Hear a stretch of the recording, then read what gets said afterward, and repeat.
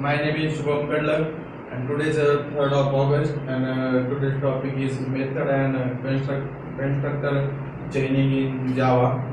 Constructor chaining refers to the ability to call a constructor inside another constructor. You can also use constructor chain either within the same class or even with another one. For the latter, the constructor should be through inheritance from superclass. The Java constructor chaining in the same class. You can create multiple constructor in the same class, each with a different number of arguments that is accept. To call one of the constructor in another constructor of the same class, use the keyword this. If the constructor you are calling takes some arguments, then include them in the round brackets of this.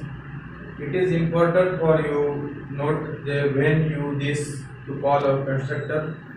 It should always be the first statement in the calling constructor. There also need to be at least one constructor that does not use statement this. Constructor chaining to another class in Java. As mentioned earlier, constructor chaining to another class happens through the inheritance. The key point to note here is that constructor in the superclass are called before those of the subclass. To call the constructor in the base class, simply use a statement super. In the constructor, the statement super, the constructor child class. The statement super should always be a first one in the constructor of your subclass.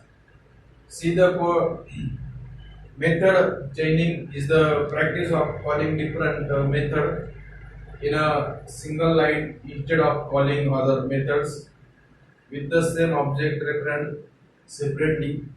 Under the procedure we write the object reference once and call method by separating them with dot. Method chaining in the Java is common syntax to invoke multiple methods calls in oops. Each method to chaining return an object. It violates the need for intermediate variables. In other words, the method chaining can be defined as well as the object we call method on the object after another is called method chaining. Thank you, friends.